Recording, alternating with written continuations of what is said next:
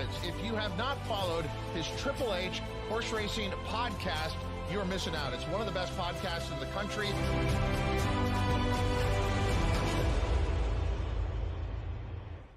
Good evening and welcome to episode 409 of Picks and Ponies, right here on the HHH Racing Podcast. I'm your very proud host, Howard Kravitz. Thank you very much for joining us tonight on a little West Coast doubleheader. Of course, we have Picks and Ponies right now, where we're going to be talking about a fantastic sequence, the late pick 5 Monday, Memorial Day at Santa Anita, with 3 graded stakes to kick off that late pick 5. And then after the show, live here on Thursday at 9:30 Eastern, our usual great race plays covering the late pick 4 on Sunday at Santa Anita. So go West, young man, go West. We've been a bit East Coast centric with the Triple Crown races, which is to be expected, but Memorial Day weekend is all about West Coast here on the HHH Racing Podcast. Please make sure you hit that subscribe button in the bottom right-hand side of the screen and hit that notification bell on the top right on YouTube. And please smash that like button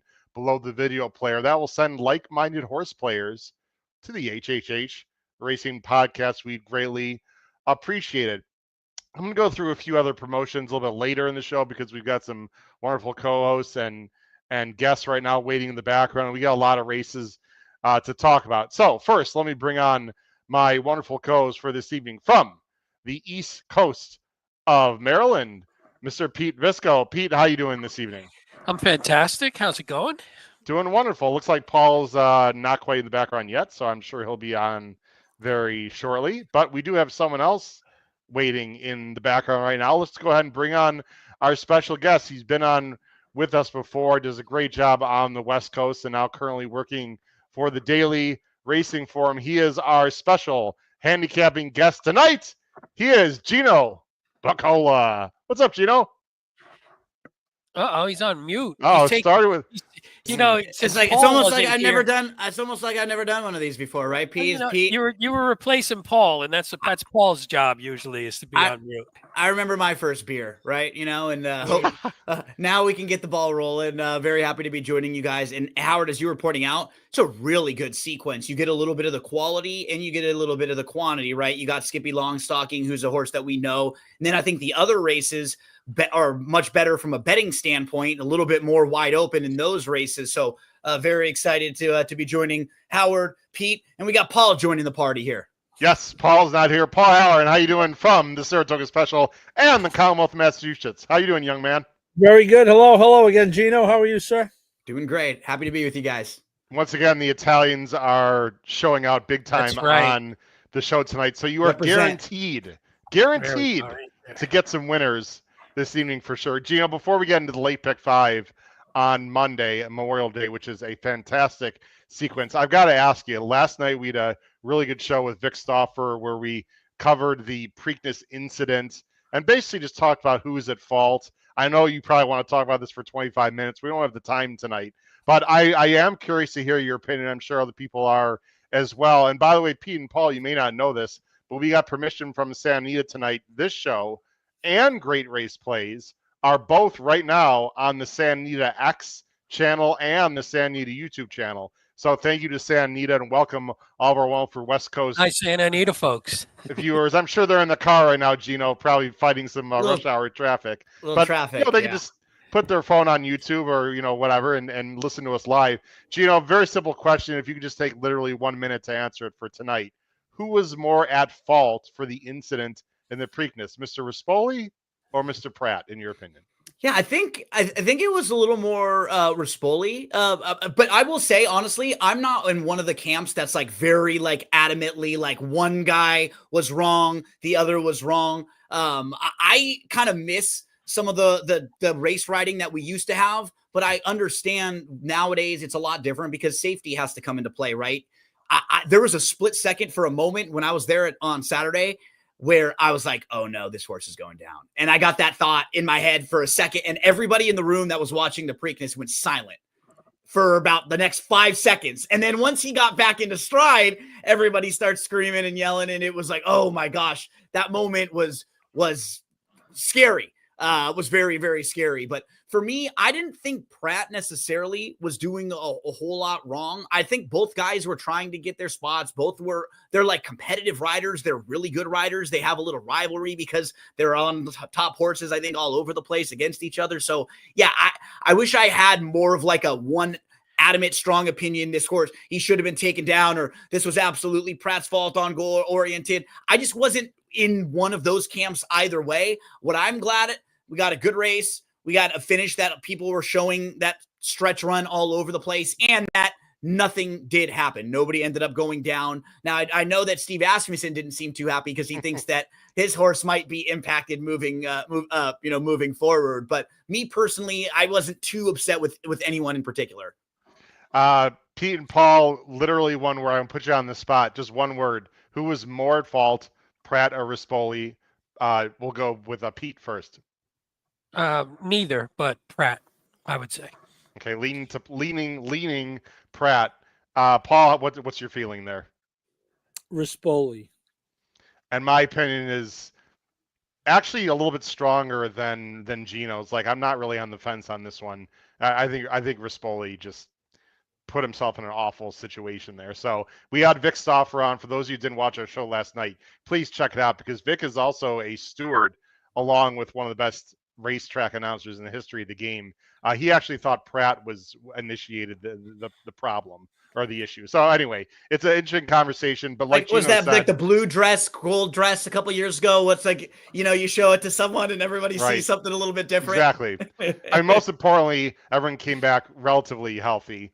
And journalism was just amazing, really. I mean, that's all you can say. Let's get into the late pick 5 Monday. That's also amazing at San Anita. They have 3 grade stakes, 2 G1s, Gino, and then a grade 2, and very interesting fields. And I got to tell you, I think this is a tough sequence. Sometimes these sequences, that we cover seem a little more straightforward, sometimes not. I thought this was a difficult sequence. So let me go ahead and start it up right now, and we will begin our handicapping segment. So the late pick 5, which I'm going to bring on the screen right now. There it is. It starts in race 7. How about starting with a grade 1 right off the stop? It's the Gamely, a mile and 1/8 for the older ladies on the turf. $300,000 is the purse. Of course, Pete and Paul, we don't have to worry about weather because it's California. It's always beautiful out in California. We got a field of 9, although the 9, Where's My Ring, is cross-entered. My guess, he's not going to run here. I think the 2 also, Howard. Both the 2 and the 9, I think, are entered in the same race. Okay, so Alpha Bella also might not run, which actually would affect the pace. I did not know that. So we'll see. We don't have morning lines right now. We can speculate. Gino, as our guest, you're always going to go first. But of course, let me put the banners on the screen. There they are right there. Let me take this banner off. Okay, so you see how scrolling on the bottom stream. I'm going 5, 4, 8. Gino, smart man, same 3, different order. 4, 8, 5. Paul's going 8, 5, 2. And Pete is like, what are you going with all these 5s and 8s for? I'm going 4, 1, 7 for Mr. Visco. Gino, let's go to you first. Public Assembly for D'Amato and Freysu. This is a former Chad Brown horse who looks to be getting good at the right time. A relatively lightly raced 4-year-old filly. What do you like about Public Assembly in the Gamely? Yeah, I think you go through her overall body of work. Her first 2 starts were end of 2023. She's off for some time after. That was still when she was in the Chad Brown barn. Then in her second start, she actually ran really well. She was wide. She had to come from way out of it. I mean, everything since then has been very good. She just doesn't have bad races on the page. She was in the Brown barn up until the end of 2024. Then she comes out west. And I was against her in the Royal Heroine, and she just really impressed me that race because she was able to put herself in the race. She saved ground down on the inside. There was a moment where it looked like she was kind of getting shuffled towards the top of the lane, and she just sort of held her position there. Right here, you can see she's the one, and she's kind of waiting. And the spot she's looking for, she's kind of farther back, and she's not sure what to do. She waits, and then boom, gets the seam, shoots right through, and opens up. I think visually that was really impressive. I think she's just moving in the right direction right now. I like her a lot. My concern with her, if she doesn't win, I think it might be because there's not very much early speed in here, Howard. There really isn't. And I think it looks like a fantastic spot for Be Your Best, just to run the race that she runs well, like where she's able to sit close or get to the lead. She's more accomplished than this entire field. So when you compare the grade one that she was in last time versus this grade one, that's why sometimes, like, no two graded stakes races are the same, because that grade one was way, way tougher. This grade one is competitive. There are a lot of horses who are all kind of similar. That one had legitimate, like, group one horses. I think any of the top four that come out of that Jenny Wiley, they would be favored in this race if they were running at Santa Anita on Monday. So I just think Be Your Best, she's a horse who I can't throw out if you're playing pick fives, because she could be either on the lead or sitting second, especially if the two horses that are cross-entered don't run in this race. I think the only two, or the two that could be closest to Be Your Best, are probably Alpha Bella, and to the outside, Where's My Ring, who I think they would try to get close and maybe be a little aggressive with.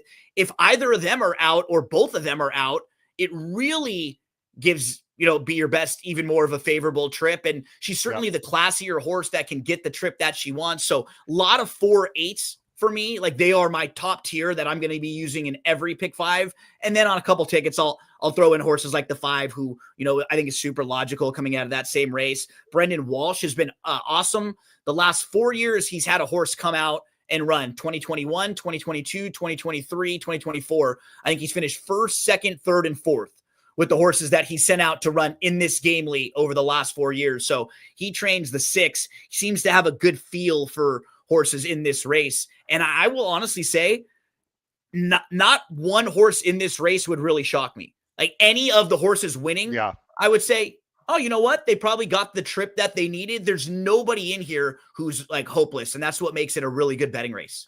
It's a lot of fun. I mean, Pete, if both those horses scratch, the 2 and the 9, I'm going to upgrade Be Your Best a ton. I already have her third. I'm assuming you do the same, Pete. And Gino mentioned the great Jenny Wiley. I think that's a race pretty well, with Schwazia winning for you, one of your better picks of the year, actually, Pete. But you also agree with Public Assembly. Would you change your bets at all, Pete, based on those scratches? You also have the 1 Lady Claypool, who upset the field in one of the last races of the day on Saturday at the NHC. How do I know? Because that horse really screwed me. But anyway, in my attempt to catch the NHC. So, Pete, I'll just let you go ahead and talk about anything you like for the next 30 seconds. I'll just jump on Be Your Best real quick. I mean, Paul will talk about the positives on top of what Gino did.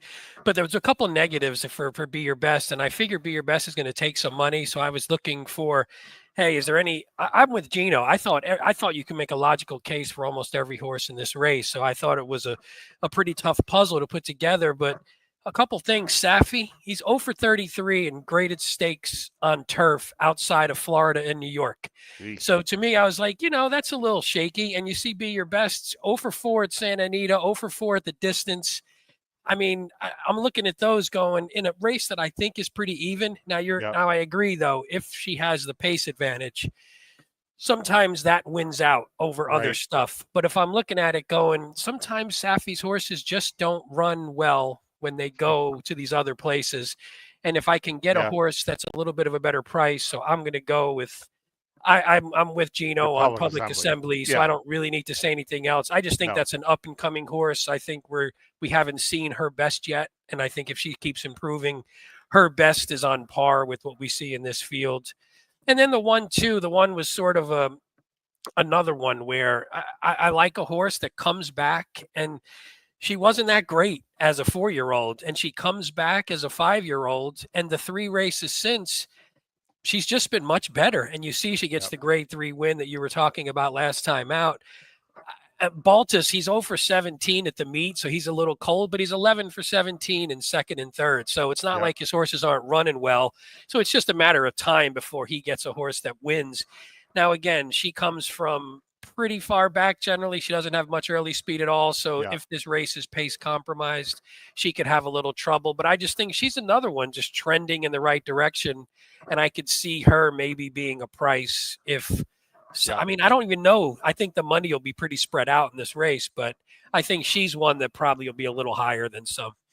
Yeah, Paul, Be Your Best is, now we see the time form there on the screen. Be Your Best has the lead supposedly anyway, and that's without the scratches of the 2 or the 9. To me, the 2 is a much more formidable opponent to the 8 than the 9. So if the 2's in the race, I think the 2 is definitely going to send and put some pressure. You're going to stick with Be Your Best, who again will be on the lead. Paul, what do you think of Pete's stats? Obviously, that doesn't bother you. Well, I just think, as was previously mentioned, that Jenny Wiley was really good. Yep. I believe we were there for that, Howard. Yes, if I'm not we mistaken. That race was really good. And plus you get second off the layoff. I hear my paisan Pete, with the shipping and the Safi stats, but you know how I feel about horses on turf shipping west. It's an automatic upgrade just about every time. So I'll use that logic to mitigate. And the other thing I like, and we've talked about this before, the stretch out off the last 3 races. Sometimes these speed horses, even though it's counterintuitive, but get them on the lead, Yep. and they're likely won't have to go as fast as they would have at a mile or a mile and a 16th. And if with the 2 out, that I think would almost certainly be the case. So yeah, I actually bet her in New York, Pete, Paul, Be Your Best when she won it at 10-1. Just in that scenario you're talking about, it was a longer distance race, and people are like, "Oh, it's too far for her," but she just walked the dog. That could be the case on Monday. I don't like the work tab, by the way, either. Very light work tab. Despite the pace situation, I'm just a bit negative. I just never thought she's really that good. And so I'm trying to go a different direction. I think No Show Sammy Joe has got a big shot here, guys. And if you go to the time form, speaking of DRF, Gino, if you go to the time form overall numbers here, No Show Sammy Joe is as fast or faster than anyone in this field. She used to have a little more positional speed, right? Did. Like earlier in her career, she didn't have to come from far out of it like she has the last couple. So you hope that can she just get back to that a little bit where she doesn't have to be dead last, right? And just go past every single horse, because she comes out of that same tough Jenny Wiley. And that race didn't shape up either. There really wasn't much passing. I think Schwazio was down on the inside saving ground. Excellent Truth was right behind that. And Cahill Beach was on the lead. Yeah. Now, No Show Sammy Joe. Look, Pratt's, as I think my good friend Paul and Peter both said on the show, Pratt's no dummy. Someone's going to be up, in the pace right off of Be Your Best, whatever. And No Show Sammy Joe almost beat Be Your Best 2 back in that Aqueduct race I was talking about. And last time at Keeneland, we'll move on, guys. But in the Jenny Wiley, she was sort of stuck down on the inside. And in the Aqueduct race, she was on the outside. My general thought is, this mare prefers to be a little bit on the outside. Pratt knows how to ride her. I think if she's within 3 or 4 lengths at the top of the stretch, she's got a big shot. And guys, I don't know morning lines. We don't. This one might get a little bit lost in the shuffle because people see, 7x4, but she was getting really good, before the Jenny Wiley. So I'm going to go with No Show Sammy Joe, and really a very interesting race, got very wide open. Obviously, you at home check the scratches and changes with Alpha Bella and Where's Your Ring, the 2 and the 9, to see what happens there. All right, guys, let's go on to the next race. There's just another grade stake here Monday at the Great Race Place, Santa Anita Park. It's the Hollywood Gold Cup Stakes at Santa Anita. Don't be confused by that. Used to be, when it was at Hollywood, it was one of the premier older male races on the West Coast. I suppose you could say it still is. It's a grade 2. By the way, post time to start this late pick 5, I should have mentioned, is 4 o'clock West Coast time. 4 o'clock West Coast time, the start of this pick 5. Race 8, Hollywood Gold Cup. They're going a mile and a quarter. For the 3-year-olds and up, it's for the boys, $200,000. Field of 7. My guess, I'm going to guess that Skippy Longstocking will be the favorite. We shall see. Here's our picks coming on the screen right now. I'm going 4-1-5. Gino's going 5-6-4. Paul's going 5-4-3.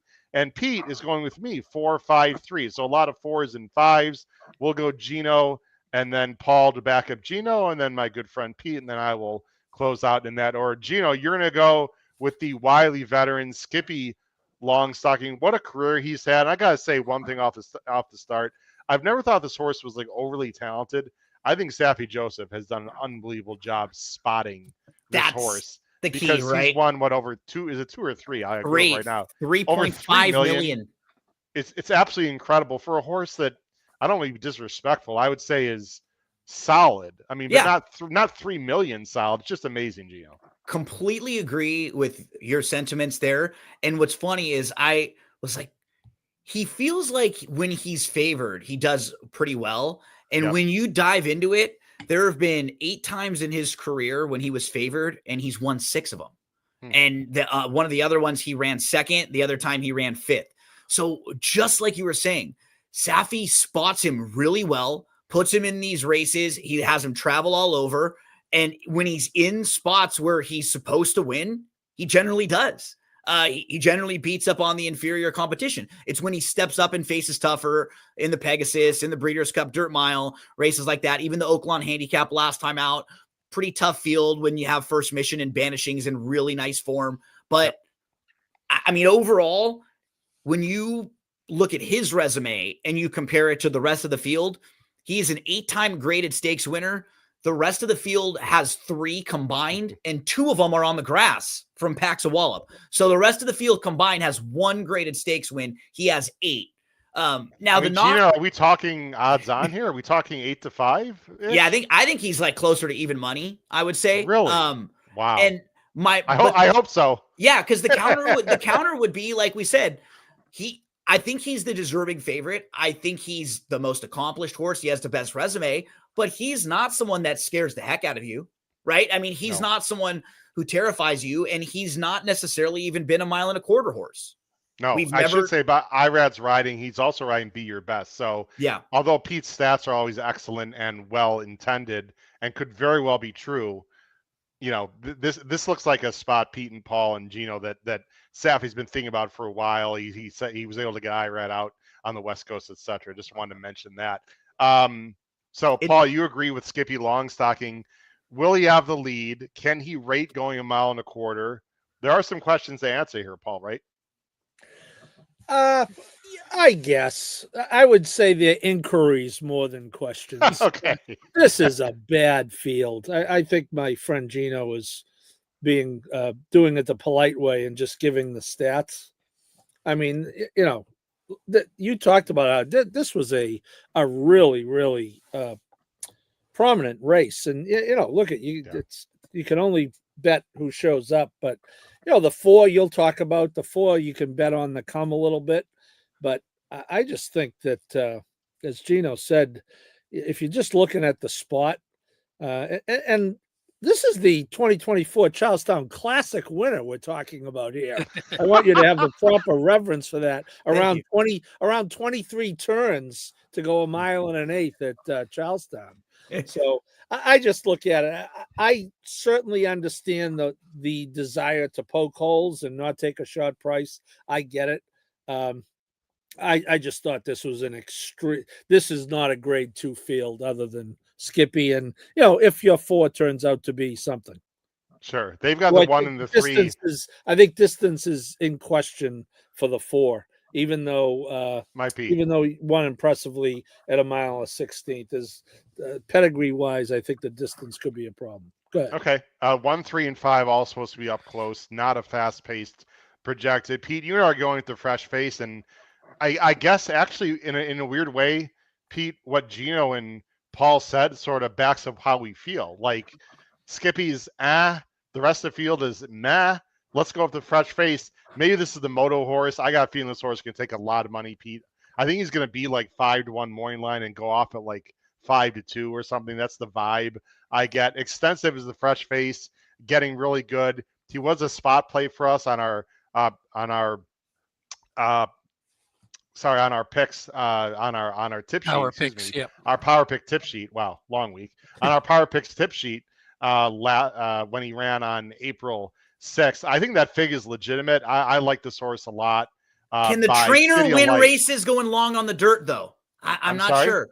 Can the trainer win big races going long on the dirt, though? You know, I'm not sure. Only with Rispoli, Gino. Only with Rispoli, not with Pratt. No. Pete, your thoughts on extensive?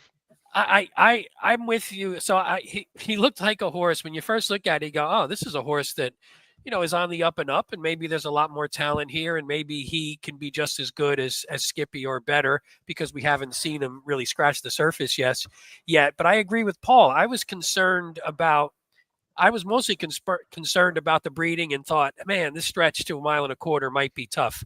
But then I looked at the rest of the field and I'm like, man, I just can't come up with anyone else. I was trying to come up with anyone else. Skippy is logical, but Skippy, when he's not in grade ones, he wins races like you guys said. But he even has a little trouble going 1.25 miles. So I was like, man, there's got to be a way to beat the favorite here. And Extensive, if he outruns what maybe his breeding looks like, and you have Pratt, so Pratt could be smart, put him in a good position, then I think at least we're getting a talented horse. Now, again, if he can go 1.16 and 1.25 miles, we know that's a huge difference. We'll see how that works out. I don't think we'll know. It's a guessing game. You're taking sort of a leap of faith.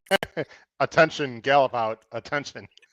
I mean, the other horses were basically falling down, so I don't know about the gallop out. That's not a great gallop out example for me.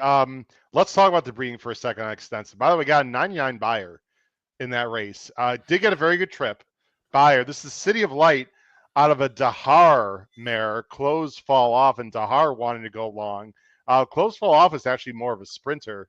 The siblings, nothing really that impressive. Cover me up. There's Extensive. So again, I mean, the family is, I guess, questionable at the distance, but the way this horse runs, guys, I just think he's not a quick accelerator. I think this race is a perfect spot. You start for Extensive here. He's gonna sit off of Mammoth of the three. Midnight Mammoth. School's almost over, guys. Believe me, viewers and listeners, just give me time to get my thoughts out. School's over next week. I'll be better then. Grading a lot of final exams right now. Midnight Mammoth is going to the lead. I would assume Skippy's not going to be that far off. Gino, I think Extensive just sits a great trip. Now, is he good enough? Very fair question. Is the price going to be too low to bet him on the win end? Very possibly. I just don't see much else that I'm personally interested in this race, other than maybe Midnight Mammoth. Like, if they let this horse go, guys, and he gets brave and he's like getting good, could Midnight Mammoth wire the field? Wouldn't completely shock me. And I also just want to throw out Tarantino. I'm not not throw him out, but mention him. I've never been a big fan of his, but I think getting back to the West Coast is going to be good for him. And I think Juan Hernandez, guys, on this horse is very noteworthy because Maldonado has clearly tried to get this horse up on the lead. I think if Tarantino is a little more patient in this field on this day, is not completely impossible as my third alternative. I've got Skippy third. I probably should have him second. Any final thoughts from anyone on the screen? Yeah, just kind of like you were hitting on. It was process of elimination. You just sort of get to Extensive as the horse you want to play in the race. Right? Like if you're trying to beat Skippy, you're looking and nobody else looks that exciting or looks that enticing. But Extensive is the horse on the upside who you're like, yeah, you know what? He could be the one in this race, in this spot. I threw the 6 in underneath because I sort of liked his races going a mile on the dirt. I think he might be able to actually stay the trip a little bit too and spice things up with the exotics. But yeah, I wish felt stronger about beating Skippy, but he's a great spot there for Safi again. Yeah, I thought Paxa Wallop was an interesting one to hit the board if he's like a super long price, just because I feel like the distance might be his friend and he might be running a little bit still when maybe some of the others are not. So maybe he can. It's just if he takes to the dirt, his dirt races were pretty poor. But if for some reason he's just better now and he takes to it better, I was like, yeah, that looks like a horse that if they let him be the longest shot on the board or second longest, maybe you hook him up in something. And if you can beat Skippy and get him on the board, maybe you're talking about something that could pay a little bit. Yeah, definitely underneath. Guys, we have almost 400 people watching right now live. Thank you very much for watching. We're going to talk about a few promotions after this race, including I know something Gino would like to talk about with DRF. We'll get to that after this race. This is the Shoemaker Mile, guys. I've really enjoyed this race over the years, especially with Hollywood. I don't want no disrespect to say Anita, but it just this when I hear Shoemaker, I just think Hollywood all the time. These are usually some very classy individuals, and this is a nice field of mainly West Coast horses. But again, there is an IRAD East Coast horse, not for Safi, but for Sisterson. It's a field of 9. Like I said, they're going a mile. $300,000 is the purse for this grade 1. I'm guessing the favorite's probably going to be the number 7, Mi Hermano Ramon, if I had to take a guess. But this is a pretty wide open race. I'm going to go 157 Gino's going 4-7-9. Paul's going 4-5-3, and Pete's going 5-4-9. So again, we're a little bit all over the map here. Gino, you're going with King of Gosford. And I gotta tell you, I was pretty disappointed last time. I bet King of Gosford. I liked him quite a bit.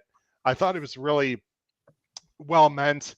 Maybe he just needed off the layoff, or just, I'm not sure, but he didn't go by like I thought he would. You still are sticking with him with a lot of confidence. Yeah, I'm thinking that he was chasing a horse, Cabo Spirit, who's a horse who's actually better going a little bit longer. And that horse was able to get the lead going shorter last time out. So in this race, I don't think Cabo Spirit's going to get the lead. I'm not really playing Cabo Spirit as a contender because I think he might be in chase mode. Goliad is the horse who's actually faster than him.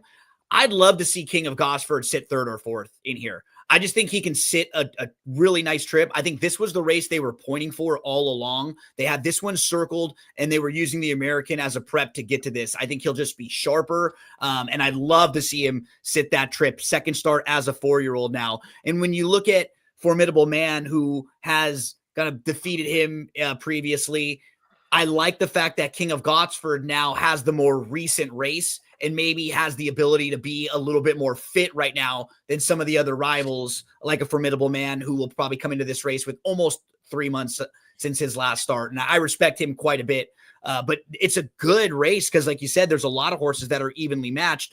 Mi Hermano Ramon, Howard, if you want to pull up the end of the kill row, Sure. He just did it. It was one of those grass races where it's kind of a tale of two trips because Formidable Man wins this race, and it was a fantastic ride from Rispoli and Mike McCarthy. I'll mention those connections. We saw them have a big one. So the two horses are the 1 and the 7. The 1 and the 4. The 4 is Formidable Man. He's inside. The 1 is Mi Hermano Ramon, and he's right behind him. So right here, they both have to make a decision. Pink Cap and the red cap right behind. Pink Cap and Rispoli stays inside, and then Mi Hermano Ramon, who's still last, has to kind of keep way to the outside and get going. Now, I don't think Mi Hermano Ramon was ever going to win, but look at the difference between a horse who was able to save all the ground and a horse who had to go all the way around, and they were only separated by about a little over a length when it's all said and done. Like, if that's a slightly different trip, Mi Hermano Ramon could be a lot closer, and he doesn't have to be dead last like he was in that most recent race. I think he's going to just run better, and I could see if maybe there's a little value on him because he finished 5th in his most recent start. You want to look at this race, and I'm going to look at who kind of floats up a little because, as you pointed out, it's going to be competitive, harder to do in a pick 5, but this is definitely a race I'm going to watch and probably play individually because 1 or 2 of these horses is going to fall through the cracks, and they're not all that far off from each other. Whoever ends up being like 12 or 15 to 1 might be the horse who you want to put a few bucks on. Gino, final quarter incremental time you see on the screen. Formidable Man, 22.36. Mi Hermano Ramon, 22.33. So actually, very slight difference. Mi Hermano Ramon actually ran a 0.03, 300 of a second final quarter better.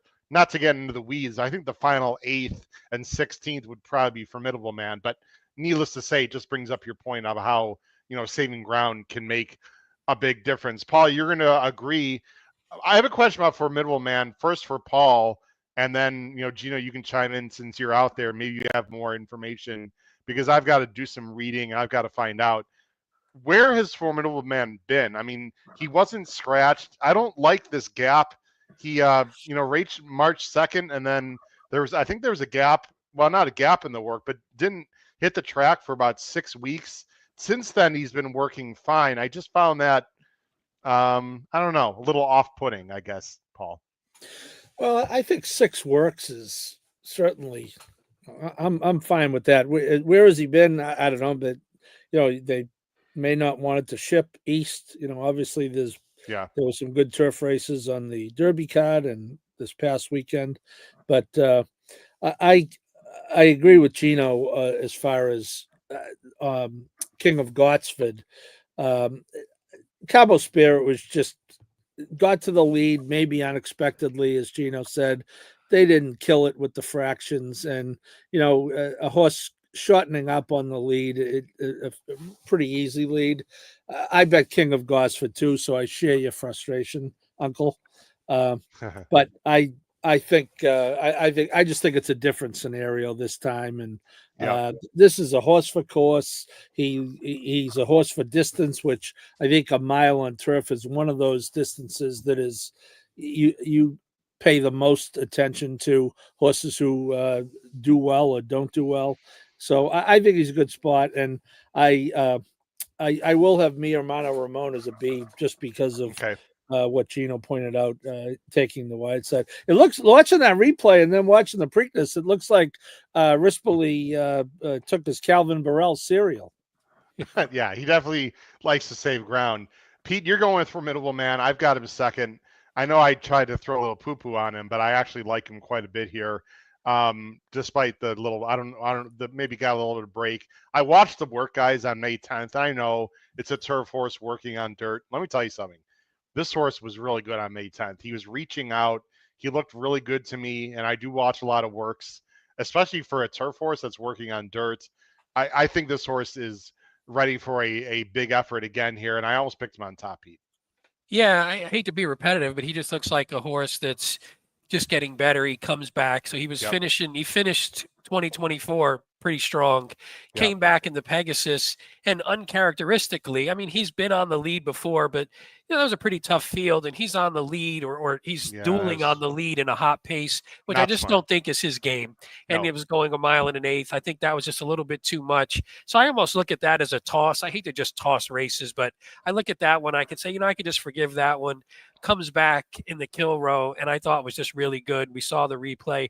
I just liked everything about it. And he does take a little bit of break. That's fine, because I like the works and I like the recent works and how good they've been. So he just looks to be sharp. You got Rispoli, who's obviously been running great wherever he is, and you see the percentages here at this meet. So I just think everything's, and it's his third start as a 4-year-old. First off, a little bit of a layoff, but it's his third start as a 4-year-old. That's when we see sometimes really nice progression. And if he can progress again off that last race, then he just might be really good. And again, I think Gino mentioned it though. This field top to bottom is, you could throw a dart and land on the winner pretty easily, regardless. So I think it's a great field, but I just really like the way he's running now and his progression. There's a lot of speed in this race. Noah Maher, who is the course host of Pacific Horse Players, said that Mi Hermano Ramon is 5-1 morning line. I suppose the morning lines probably just came out. No chance that sticks. Think the freshing is key. Long campaign. And just coincidentally, our good friends from Pacific Horse Players, Ryan and Jackson, who have their own show as well, apparently just finished their show. And from Matt Miller, said that they just finished a show in SEAL Team. The number 1, a key horse for them. I knew we had some smart people on our podcast. You know what, guys? I'm a little surprised that no one on the screen really has the 1 in their top 3. I don't quite get it. This horse has run almost 3 straight 100 buyers. He's getting really good right now. He barely lost to Mi Hermano Ramon in November. We know Mandela takes time with his horses, and I liked this horse a lot early in his career, and he just was slow to develop. It just couldn't. He was a little bit goofy. They've got him really good now. I mean, look, guys, he lost to Johannes 2 back. I mean, Johannes would win this race by 3 or 4 if he was healthy. And then last time, guys, I'm not going to show the replay. He did break through the gate, ladies and gentlemen, slightly. It wasn't a lot, but he did break through the gate before the race started, which is never a good thing. And it looked like it took a little bit punch out him. He still came up the inside really well. And Gino Alpatente at that point was a complete monster, and he ran huge that day. So there's enough speed in this race. I love JJ here. I know Rispoli's on Formidable Man. You could talk about jockey musical chairs all you want. I think it's a tough decision for Rispoli. I like SEAL Team actually quite a bit, guys. It's one of my plays of the day on Monday. Thoughts, Gino, and then we'll move on. And both the Mandelas are horses that I can't completely leave out of the pick 5, right? Because Goliath is one of those horses who you know what you're going to get from him. There just are versions of races where he clears the field and he's gone. And he's a scary horse not to have in your pick 5 if he's loose on the lead turning for home. So I definitely want to have Goliath on the ticket in some spots, and I definitely want to have SEAL Team in pick fives in some spots, especially if you're someone who's like going to single Skippy long stalking and you feel like that's a spot where you could single and you have a little more room to spread out here. 0 knocks on either SEAL team or Goliad. It's more of the type of race it is, right? It's just that competitive.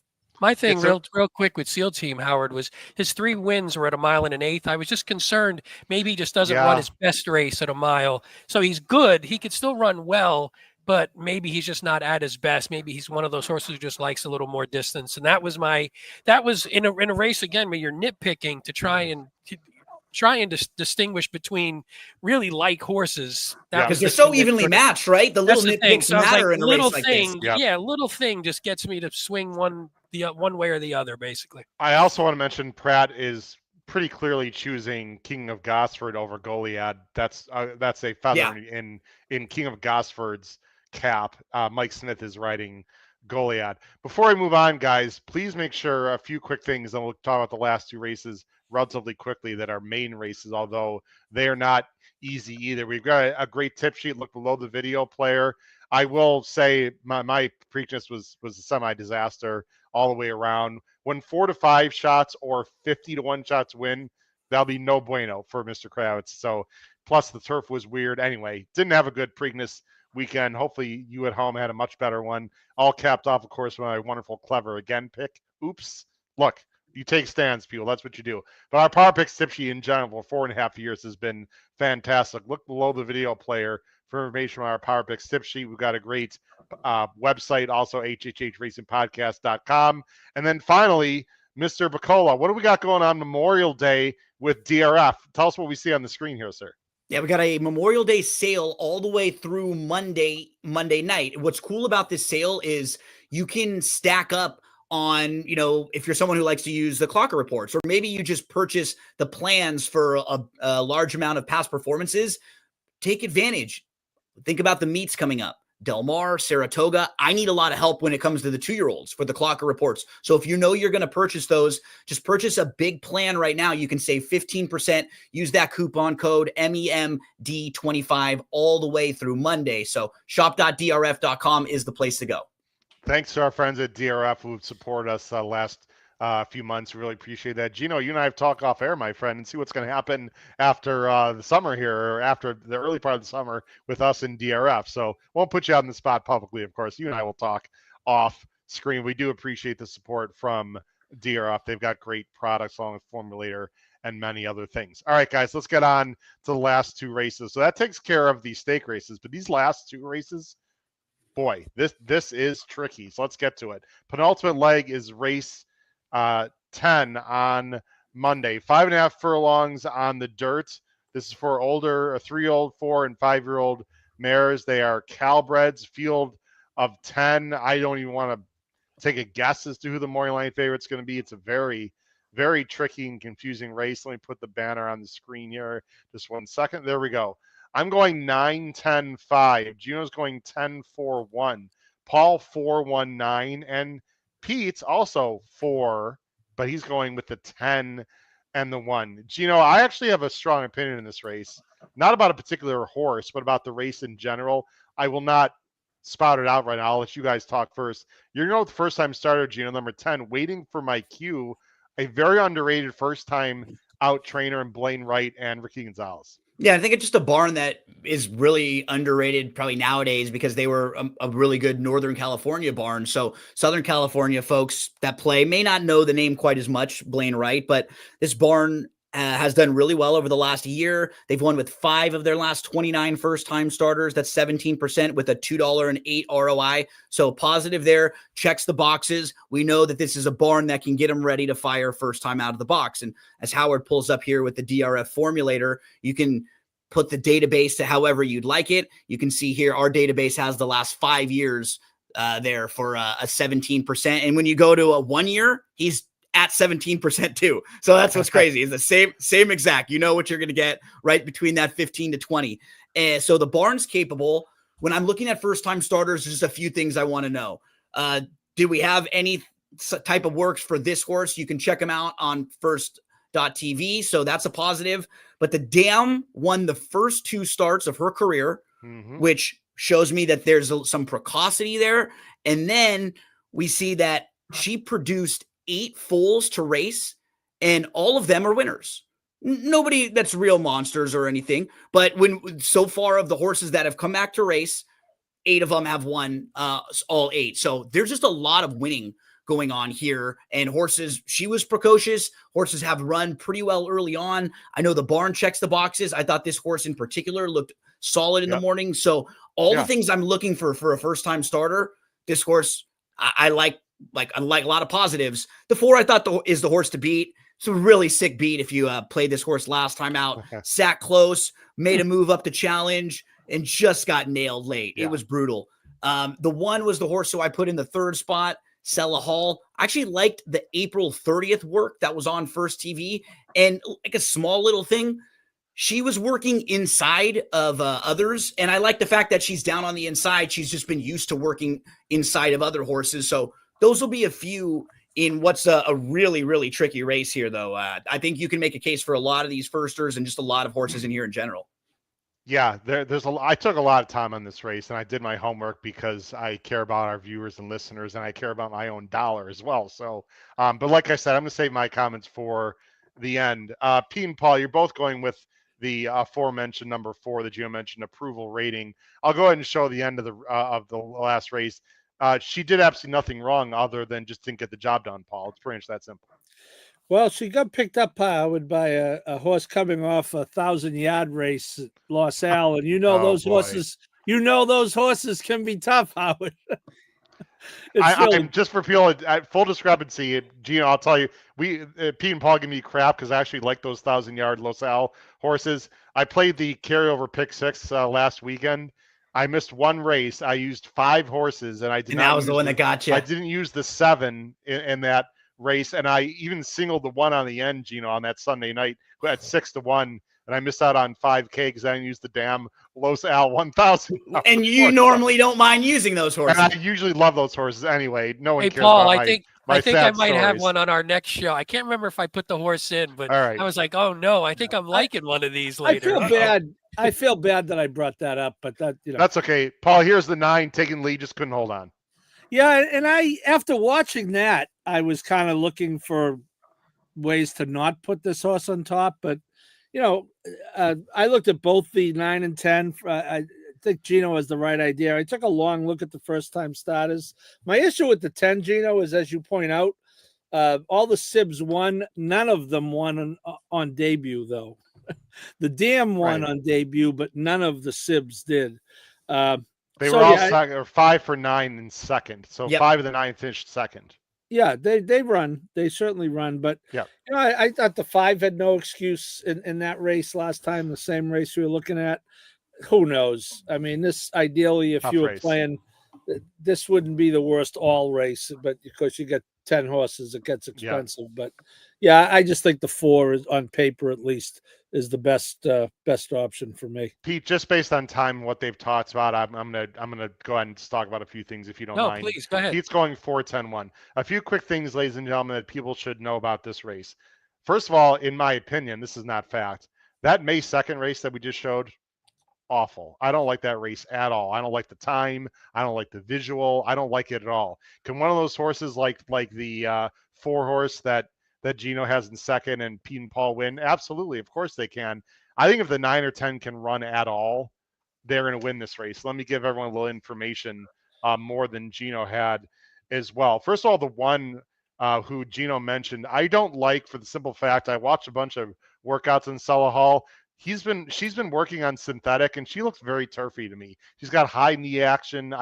She's got the rail. She's going to take a lot of dirts. So I'm against Sella Hall, though I always respect Gino's opinion. I'm just going to give information. You guys can take it or leave it, and ladies at home. The number 10, waiting for my cue. The works have been slow until the last one. You know what, guys? I like that a lot because that means that the trainer always believes that there's something there in the tank, and they don't want to just expend too much energy in the morning. When the last work, guys, is exceptionally better, that grabs my attention a lot.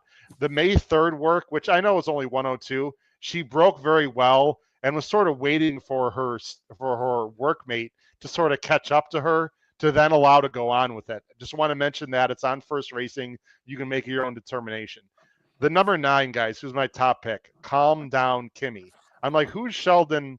Sheldon Pauldaunius. I'm not familiar with him. He's mainly a Northern Cal guy. This horse has been working really well. Desert Code, the sire, was a very fast horse. The Desert Codes can run first out. The Dam Calm Down Lady also was good. This trainer is 4 for 17 with first time starters. That's 24%, guys. And Desert Code, the sire, his average distance winning with maidens is only 5.5 furlongs. This horse could be very quick early. It's Harris Farms, one of the most, of course, in California, Harris very well. Kyle Frey, who's never ridden for this trainer, by the way, in the last 5 years. I think Calm Down Kimmy, if this horse is taking money, is fascinating. And last thing, I told you I deep dived here, guy, deep dove. The last 3 winners that Paul Donahue, this trainer, has had, the last 3 first-time starters were all the favorites at 5-2, which the reason I bring it up, it's not going to help our pick 5, but within the race, guys, if the number 9, Calm Down Kimmy, is bet, look out. She's dangerous. I like a first-time starter, guys, in this race a lot. I'm hoping the 9 or 10 can run. I don't have a real strong opinion on which one of those. It's a very, very interesting race. Let's go on to race 11 to close it out, guys. And then we'll let Gino go, and then we'll get our best bets from the 3 of us and a few quick rants from myself and Paul. Tough race. Here we go. Race 12. Race 11. Closeout leg. 1 mile turf. Calbreds. Monster field of 12. 2 AEs. I think the number 14 Miles Finch gets in. That might change our picks a little bit. I don't want to speak for you guys. I'm pretty sure the more line favorites here is going to be number 6, Winning Patriot for Carla Gaines and Ricky Gonzalez. Our picks are on the screen. I'm going 6, 14 if she's in, 9, 12. Gino's going 9, 6, 12. Paul's going 9, 2, 6. Wow. And Pete's going 9, 6, 7. Is there a lot of Rispoli? Boy, the Rispoli love is flowing for number 9, Fight Back, Simon Callahan. And like I just said, Rispoli. Gino, go ahead to close out this very difficult pick 5 on Monday. Yeah, so I agree with you. Winning Patriot is the deserving favorite. That was a good effort in the debut from Winning Patriot. He made a 3-wide bid up to the lead at the top of the lane. He wins the battle for second. Sort of looked like he was going to get passed at one point, and then he ends up finishing second by about a length and a half. Like, I have zero knocks. Right? Yep, zero knocks on him. I think he was a really good effort from him. Gino, let's go. And the 12 is in this race also. The 12 is Fight Back. So here's Fight Back. That's what the other 3 probably smarter handicappers on our screen coming up here in a bit. Like this gray horse, Fight Back. And Saves Ground has a little bit of trouble, which I also noticed in the stretch. Hate to steal your thunder, Gino. I'm sure that was part of your logic here. The Winning Patriots here on the lead getting goofy. Here's the gray. Go ahead. Yep, 6 makes the move.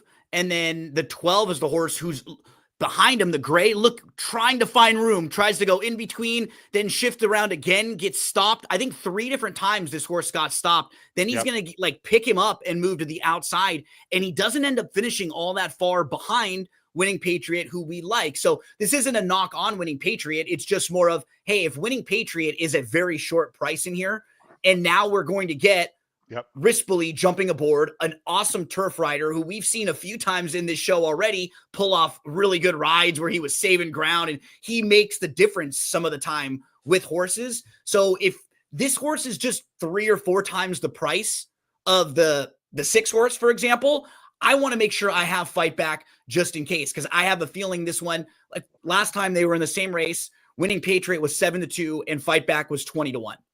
So if we get some sort of price where they're way different, I want to make sure I have Fight Back, because even though there are a lot of minor awards early on, I think he's a quirky kind of horse. He might be a little difficult, and you're going to get a fantastic turf rider to jump aboard. So I thought those 2 were kind of my top tier coming out of that very same race. I threw the 12 in the 3rd spot, just a horse that you put a line right through that last race where the horse did have a little bit of trouble early on. Those 3 races in a row were very good, including back-to-back efforts going a mile on the turf, one of them where they were only beaten a neck. So the wide draw concerns me a little bit, but a horse who I think you can be forgiving in and just put a line right through that last race. Go back to the 2 races before that were both good going along on the grass. As we end our handicapping segment, don't go anywhere, folks. We have literally hundreds of people, Gino, on this Anita X channel watching. Please go to our YouTube channel, ladies and gentlemen. Hit that subscribe button on the bottom right-hand side of the screen, notification bell top right, smash our like button below the video player. So please go to YouTube, everyone watching on X at some point. I think you'll really enjoy our coverage for those that are not familiar with us. Pete and Paul, based on time purposes, I'll let each one of you talk about whatever you'd like. Pete, you have the floor first.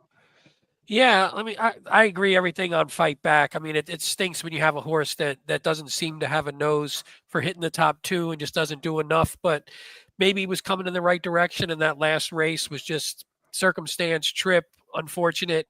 Now we're going from Carmona to Rispoli. I mean, I just like that move, obviously, especially on Italian night tonight. We got to keep Rispoli on as many as possible. And I went with Winning Patriot. So I really felt like it was those two mostly. I don't.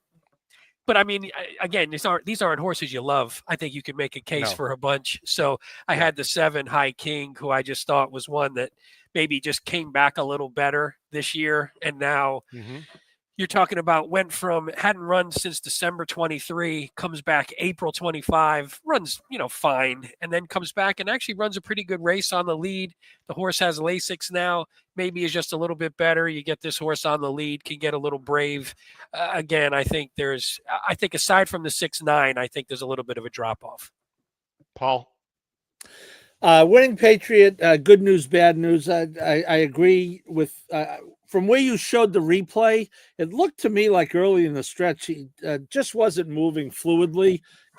Picked it up a little bit late, but the horse he lost to did come back and run second in an allowance. So I'm going to have Winning Patriot as a defensive A, but I think I like all the points that Gino made on Fight Back.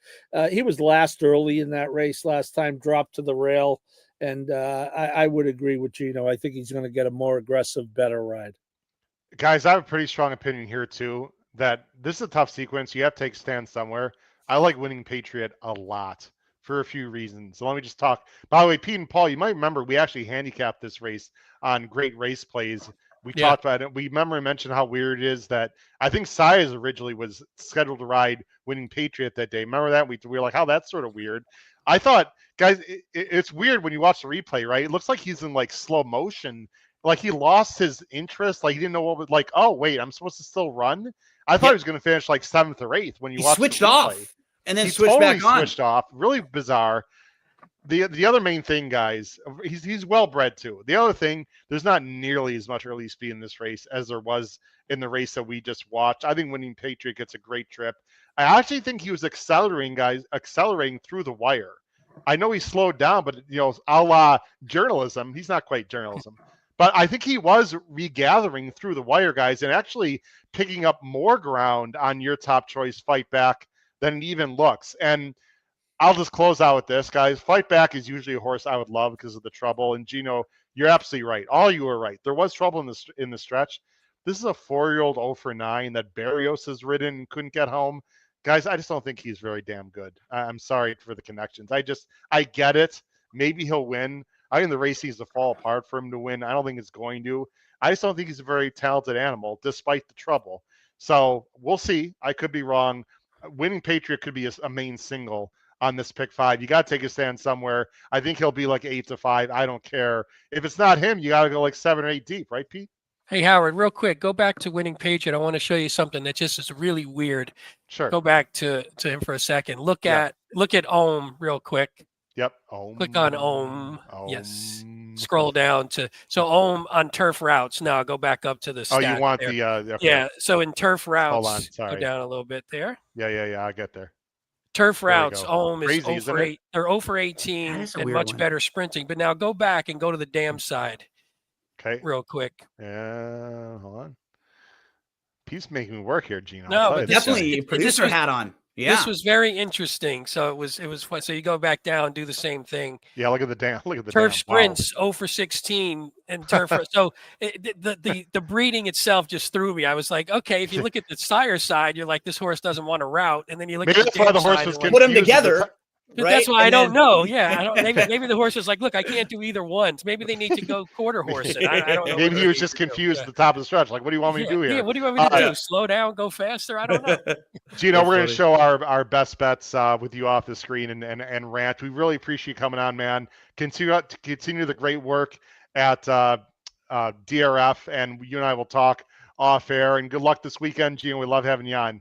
Take care, my Pete, friend. Paul, Howard, anytime you guys need, good luck this weekend, Thanks, everyone. Gino. Thanks for tuning in. Take care, All right. Gino. Tuning in. See ya. Thanks, Gina. Take care. Bye-bye. All right, Gino Picola does a great job, guys. We're just going to show our best bets, and then we will have 2 short rants and wrap up the show. Again, our viewership right now is absolutely tremendous. We thank all of you, especially those of you on the West Coast. And we have a great website as well. We have a Power Picks tip sheet. Look below the video player in YouTube for all of our information. Here comes our best bets, which again, I'm just going to go ahead and rattle off. I'll go first, actually. I'm going to go to race 8. I really like the 4 extensive. I'm going to play Dutch Exactas 4 with 135, and then wheel the 4 underneath 135 with 4, playing them different amounts to get the same result. I really think extensive has a huge shot in the Hollywood Gold Cup. Admittedly, probably more like 3-1, but I would take that. And then I really like Seal Team a lot, guys. He might be too far back, Pete. You make a good point. Slightly concerned about the distance, but I think he's a really nice horse, and there's a lot of speed in the race. So I'll go with the other Mandala, the 1. Paul is going to go to race 7. He's got to pick 3. He's going 5-8 with 5 with 3-4-5. Please remind everyone you're single in that best bet, Paul. Skippy. There you go. He's going to skip to the lead and win the race according to Paul. And then Pete's best bets, he's going to go to race 9, which is the turf race stake. He's going to put a win bet on the 5, who is Formidable Man. I like it. And then a $3 pick 3, because that's the base bet. 4-5 with 1-4-5-10 with 6-9. That is a $48 ticket. Yep. All right, ladies and gentlemen, one of our favorite parts of the show we do almost every week. It is now time for Paul's rant of the week.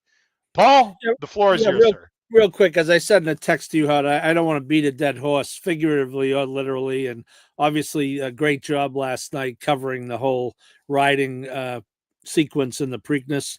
I would just say a couple of things. One, as far as racing is concerned, you asked us, Howard, who's at fault more.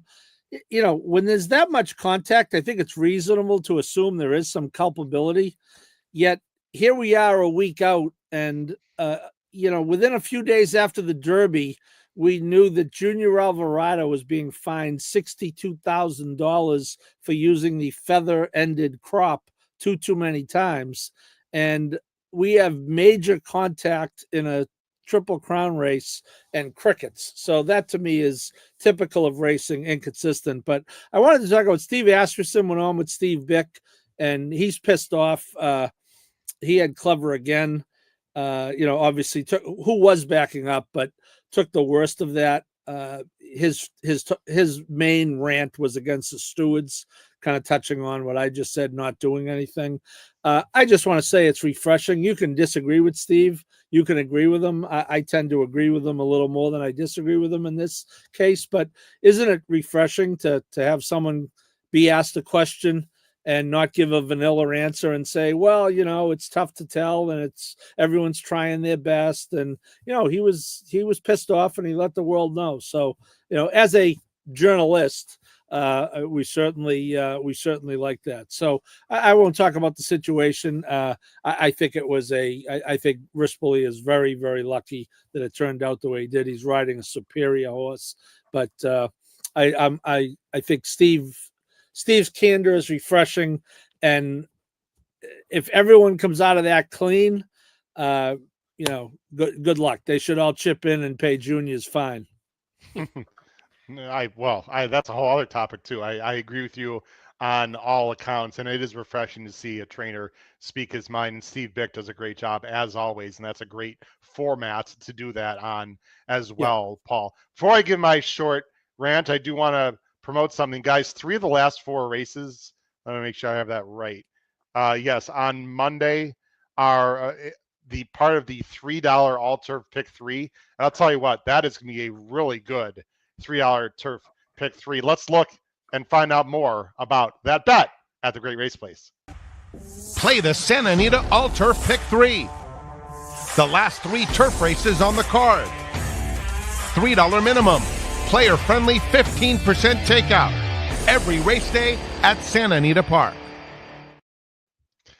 Guys, my non-horse racing rant, and it's going to be very short, is a basketball rant because I coached basketball for 20 plus years at the high school and the JUCO level. And I like to believe I know a little more about basketball than some people out there. I know I want to go to the NBA. What Tom Thibodeau, the coach of the Knicks, did in Game 7 of the last series was completely ridiculous and horrific. And he's just damn lucky none of the starters got hurt. If you don't know what I'm talking about, the Knicks were up, I believe, 35 at one point over your beloved over Celtics. Who they beaten? Who were they I think beating? was it the Celtics, yeah. Oh, yeah. That's right. With like 2 minutes left. The game was over at that point. Over. I know it's the NBA, okay. He left a lot of his starters in, even to like when they were up 40 with like 7 minutes left in the game. What the F are you doing? And I know Tom Thibodeau well, guys, because he was a coach. He's a very good coach. But he was a coach for the Bulls also, and he played Derrick Rose way too long in a particular game. And in that game, for you big-time NBA fans, he got hurt in a playoff game when he shouldn't have been in the first place, tore his ACL, and frankly, the Bulls have never been the same since. So although Tom Thibodeau is a very good coach, I have absolutely no clue what he was doing in that game. It was completely stupid to play his starters that long. Anyone could see that. And Patrick Kunzel, who's a wonderful co-host of Ben and Booze, and close your ears. All I got to say is 2 more words. Go Pacers. Boom. There you go, guys. That is my rant. Pete and Paul, final thoughts as we wrap up the show. Go ahead, Paul. No, good card. Great way to end the holiday weekend for us here on the East Coast with a 7 p.m. Post time for a late pick 5. So I'll be done with my hot dogs off the grill by then, and I will be playing with both hands and 2 feet. And hopefully a little extra money from our late pick 4 coming up on the Great Race Plays. Yes, but I will say real quick shout out to my pop who's got a horse in here. You like the horse, Howard. No Show, Sammy Joe. I do. You know, my dad loves names. My dad's Sam, my brother's Joe. So there's right up my pop's alley. So I hate to tell you, Howard, now it's going down. If you're sharing money with my pop, sometimes you have some trouble. But Pop, good luck on that one. Is it too late to change my pick on the screen? I was going to say, you might want to. No, he hits him sometimes. I got him as an A, Pete. I got him as an A. You got him as an A, too. I'm the only one who tossed him, so actually that's why he's probably going to win. The last thing I want to say on a serious note, Memorial Day is one of my favorite holidays, guys, even though it's, of course, it's a somber occasion to some respect, but it means the end of the school year, the beginning of the summer.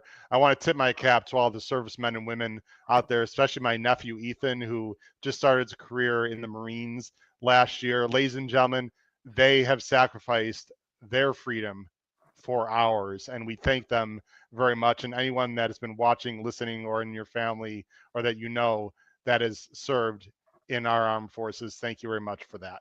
Also, thank you, finally, to my wonderful co-hosts, Pete Visco and Paul Howard. And this has been your host, Howard Kravitz, episode 409 of Picks and Ponies. Really, again, thanks to Santa Anita for allowing us to be on their X channel and YouTube channel. Don't go anywhere, folks, because in about 20 minutes, live here on Thursday, 9:30 Eastern, Great Race Plays, the late pick 4 Sunday at Santa Anita. Crush your bets on Memorial Day at Santa Anita, the late pick 5. Take care, everyone. Have a great night. Bye-bye.